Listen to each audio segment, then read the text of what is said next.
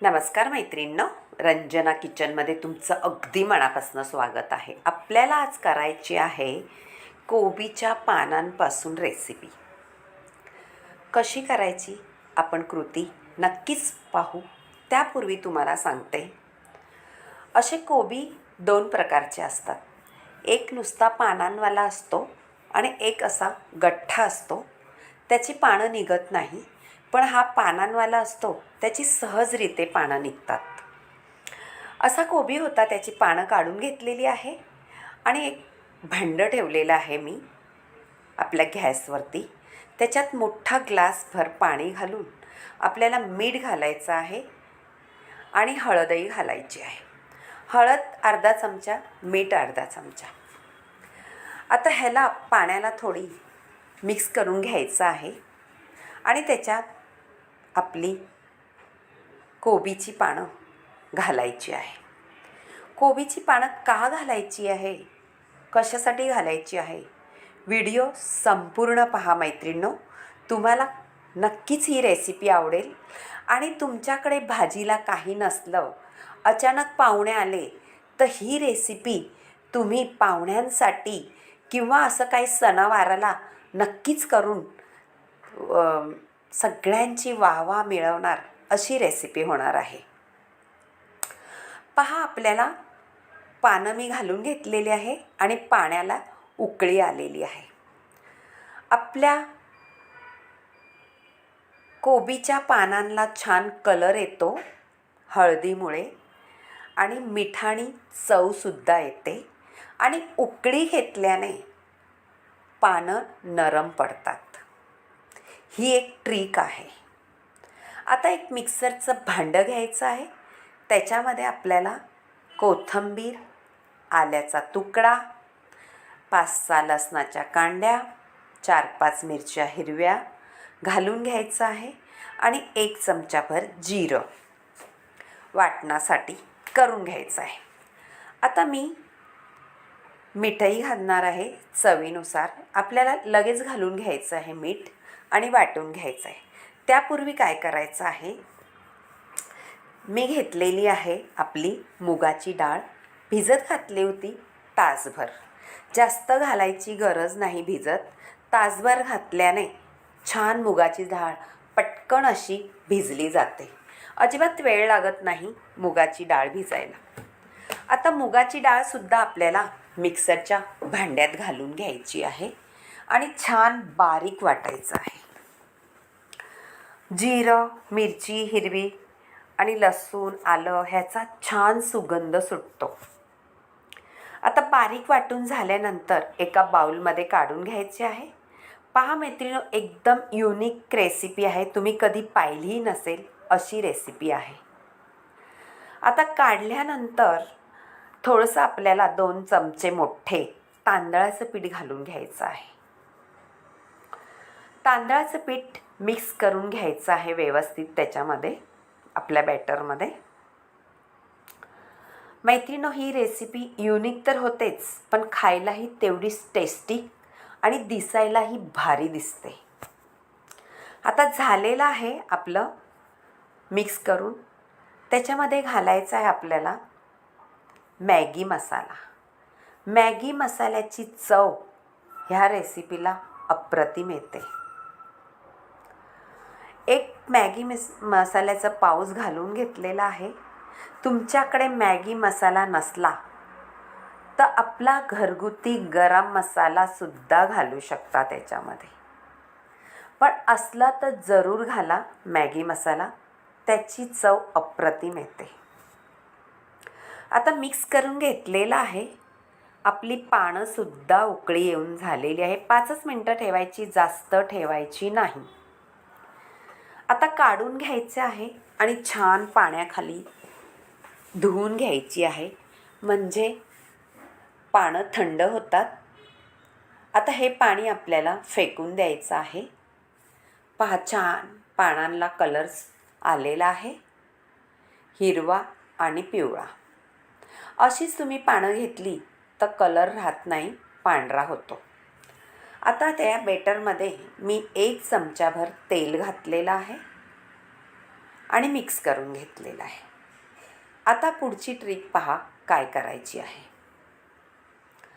आपली पानं आहेत कोबीची, ती देठांमध्ये कापून घ्यायची आहे, कारण मधला देठ थोडं कडक असतो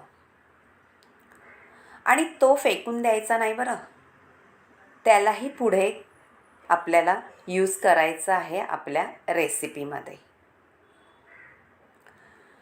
आता झालेले आहे पहा देठ मधला काढून, आणि आपण बॅटर तयार केलेलं ते आपल्या पानांना लावून घ्यायचं आहे.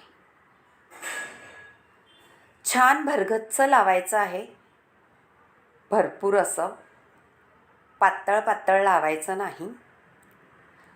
आपल्याला करायच्या आहेत पातोळ्या, कोबीच्या पातोळ्या. आता सगळ्या करून घ्यायच्या आहेत, तसेच पानं पीठ लावून घ्यायचे आहे. आणि ही रेसिपी अगदी झटपट होते, नक्कीच करून पहा तुम्ही. तुम्हाला तर आवडेलच, पण पाहुणेसुद्धा कमाल करतील अशी रेसिपी आहे. कोबीचे आपण खूप प्रकारे भाजी बनवतो, वड्या बनवतो, किंवा कोबीची पराठेसुद्धा बनवतो. पण हा अगदी वेगळा प्रकार आहे, चविष्ट. झटपट होतात, काही वेळ न लागता आपली रेसिपी तयार होणारी आहे. झालेलं आहे आपल्या आता पातोळ्या करून पीठ लावून. आता परत एक भांडं ठेवलेलं आहे गॅसवर, आणि चाळणीत मी ठेवून घेतलेले आहे. उपडी चाळण ठेवलेली आहे, सरळ ठेवायची नाही. त्याचंही एक कारण आहे, ते सांगते तुम्हाला. सरळ चाळण ठेवली तर त्याच्यामध्ये पाणी जातं खालून आणि पाणी राहतं त्याच्यामध्ये, मग आपल्या पातोळ्या पचपचित होतात. म्हणून आपल्याला उलटी चाळण ठेवून वाफ काढून घ्यायची आहे. 10 मिनिटात आपली पातोळ्या शिजून तयार होतात. पहा कलर कसा पिवळा धम्मक आलेला आहे, छान शिजल्या आहेत. पाहू आपण, सुरी घालून पाहायची आहे, शिरीला अजिबात चिटकल्या नाही तर समजायचं आपल्या पातोळ्या रेडी झालेल्या आहेत. आता गॅस बंद करायचा आहे आणि काढून थंड करायचे आहेत. थंड झाल्यानंतर काढून घ्यायच्या आहेत पातोळ्या आपल्या, आणि कट करून घ्यायच्या आहेत. अजिबात आपल्या चाळणीला चिटकत नाही अशा पातोळ्या झालेल्या आहेत. मैत्रिणी, तुम्ही जर तुम्हाला ह्याची पुढची रेसिपी करायची नसले तर तुम्ही असंही खाऊ शकता, इतक्या मस्त लागतात त्या. आता कट करून घेतलेल्या आहेत मी, पहा पटपट वड्या. आता पुढची कृती आपल्याला काय करायची पाहू.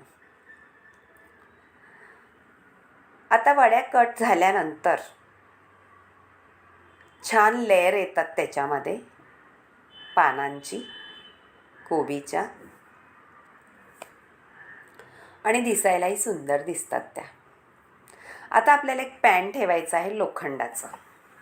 लोखंडाच्या पॅनमध्ये अगदी चविष्ट रेसिपी होते, कारण लोखंडाच्या पॅनचं आपल्याला लोह मिळतं त्याच्यापासून, आणि त्याच्यात पदार्थ अगदी भारी होतो. तेल घालून घेतलेलं आहे चमच्याभर. तेल गरम झालं का आपल्याला त्याच्यात जिरं आणि मोहरी घालून घ्यायची आहे. तडतडायला लागलं का एक मोठा कांदा मी मिक्सरच्या भांड्यामध्ये घालून वाटून घेतलेला आहे, पण बारीक वाटलेला नाही, असा मोठा मोठाच वाटलेला आहे. आणि कढीपत्ताचे 10-12 पानं घालून घ्यायची आहेत. ते परतून झाल्यानंतर आपल्याला खमंग असा स्वाद सुटतो, आणि त्याच्यात घातलेला आला लसणाची पेस्ट, ती सुद्धा परतून घ्यायची आहे. परतल्यानंतर आपल्याला घालायचं आहे त्याच्यामध्ये 2 टॅमॅटो आहेत, ते सुद्धा मिक्सरमध्ये घालून मोठं मोठंच वाटून घेतलेलं आहे. आणि परतून घ्यायचं आहे घातल्यानंतर. मैत्रिणींनो, आपल्याला करायची आहे ग्रेव्ही पातोळ्यांच्या वड्यांसाठी. तुम्ही ह्या 2 प्रकारच्या पातोळ्या करू शकता. तुम्हाला मी सांगणारच आहे. व्हिडिओ संपूर्ण पहा. तुम्हाला जर आवडला तर नक्कीच एक लाईक करा, शेअर करा, कमेंट करायला विसरू नका आणि सबस्क्राईब नसलं केलं तर सबस्क्राईबही करा. आता छान आपली ग्रेव्ही शिजून घ्यायची आहे झाकण ठेवून. तेल सुटल्यानंतर आपल्याला पदार्थ घालायचे आहेत. ते आहेत मसाले. आपले बेसिक मसाले घालायचे आहेत.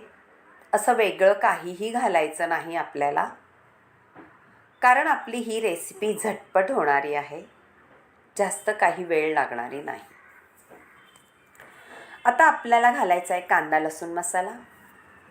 बेडगी मसाला घाला किंवा काश्मीरी मसाला 1 चमचा घाला. आणि घरगुती मसाला, हळद 1 चमचा. असं सगळं घालून आपल्याला चवीनुसार मीठसुद्धा घालून घ्यायचं आहे. आपल्या वड्यांना मीठ आहे ह्या अंदाजाने आपल्याला मसाल्यापुरतंच मीठ घालायचं आहे आणि परतून घ्यायचं आहे. परत एकदा आपल्याला झाकण ठेवून थोडंसं पाणी घातलं होतं त्याच्यामध्ये. ग्रेव्ही छान झालेली आहे. आपल्याला ग्रेव्ही अर्धा ग्लासात पाणी करून घ्यायचं आहे आणि उकळी आली का आपल्या वड्या त्याच्यात घालून घ्यायच्या आहे आणि छान ग्रेव्ही भाजी तयार करायची आहे. हाय का नाही मस्त, हॉटेलमध्ये सुद्धा मिळणार नाही अशी रेसिपी होणार आहे. तुम्ही ही भाताबरोबर खा, चपातीबरोबर खा, भाकरीबरोबर खा, पराठ्याबरोबर सुद्धा ही रेसिपी अगदी भारी लागते आणि पुरीसुद्धा छानच लागते त्याच्याबरोबर. तुम्हाला काहीही करून खाऊ शकता. तुमच्या मनाच्या ह्याच्यावरती आहे. तुम्हाला कशाबरोबर खायची ती खाऊ शकता. आता झालेली आहे आणि आता आपण वाढून घ्यायची आहे. कलरही सुंदर आलेला आहे आणि तेलही जास्त न वापरता आपली कोबीच्या पातोळ्यांच्या वड्यांची रेसिपी छान ग्रेव्ही भाजी झालेली आहे. नक्की करून पहा आणि रंजना किचनला लाईक करा, शेअर करा, कमेंट करायला विसरू नका. तुमच्या मैत्रिणीसोबत सुद्धा हा व्हिडिओ शेअर करा आणि इथपर्यंत व्हिडिओ पाहिला त्याबद्दल धन्यवाद. बाय बाय मैत्रिणींनो, भेटूया पुढे.